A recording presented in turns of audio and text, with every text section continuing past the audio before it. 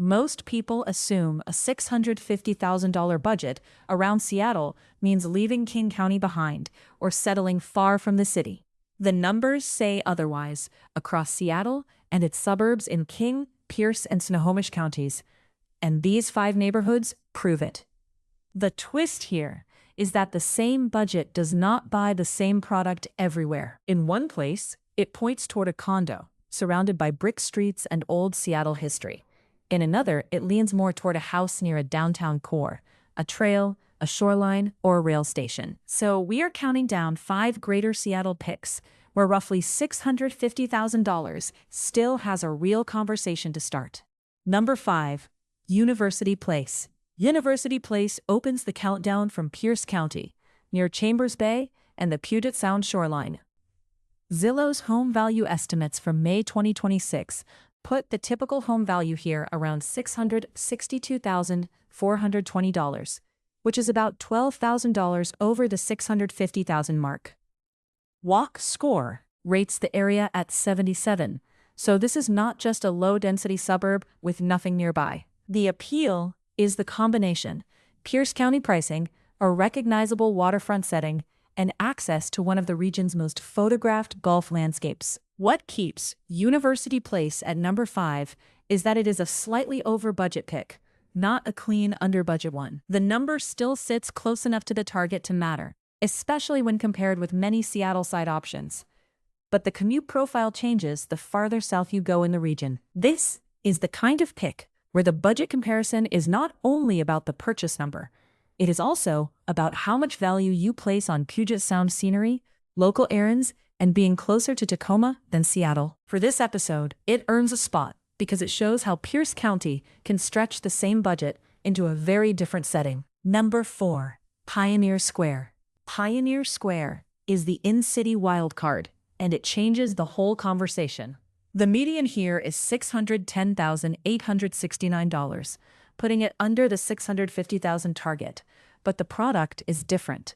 In Seattle's oldest neighborhood, that number is mostly talking about condos, not a detached house with a yard. With a walk score of 97, Pioneer Square is the most walkable pick in the countdown. Brick buildings, older warehouses, art spaces, sports day crowds, and the edge of downtown all shape the day-to-day feel. That contrast is exactly why Pioneer Square lands at number 4, instead of being compared too simply with the suburban picks. A buyer looking only at the price could say, great, under budget in Seattle, but the trade-off is square footage, building type, parking, and the urban environment around it. The upside is that the money keeps you inside the city, close to historic streets and major downtown connections, rather than pushing the search into a farther suburb.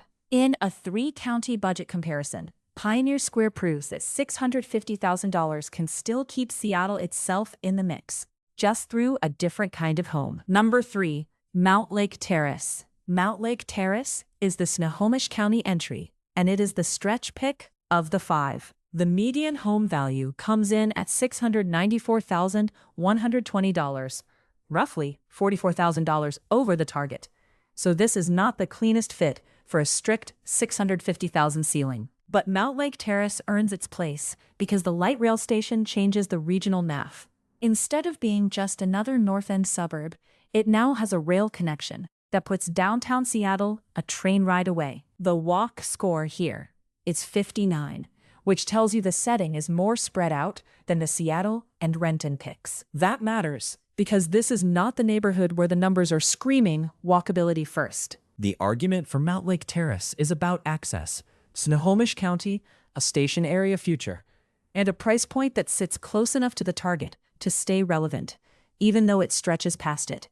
If you are comparing King, Pierce, and Snohomish County with one budget, this is the pick that says maybe the ceiling bends a little if rail access matters. There is also an important reality check here.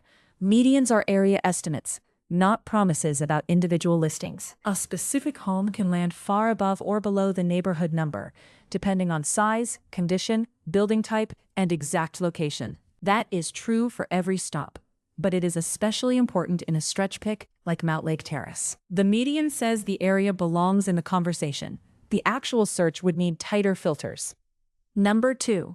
Puyallup. Puyallup is Pierce County's strongest answer, and it comes in at $631,810. That puts it below the $650,000 budget, while still keeping a clear town center in the picture. The walk score is 81, and that matters because Puyallup is not just a price play.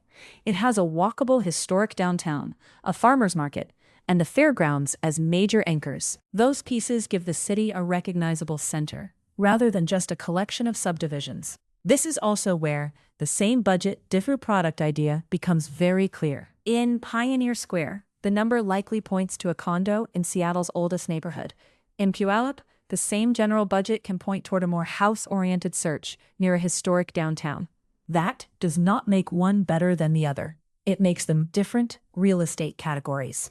Puyallup ranks this high because it combines a below-budget median with local identity, walkable pieces, and Pierce County pricing that still leaves room under the headline number. The trade-off is geography. Pierce County picks often exchange a lower purchase number for more distance from Seattle's core, and Puyallup is part of that bigger regional pattern. If the main comparison is only how close can I stay to downtown Seattle, Puyallup will not read the same way as Pioneer Square or Renton. But if the comparison is what does $650,000 buy across 3 counties, Puyallup becomes one of the clearest examples of why the wider map matters. Number 1.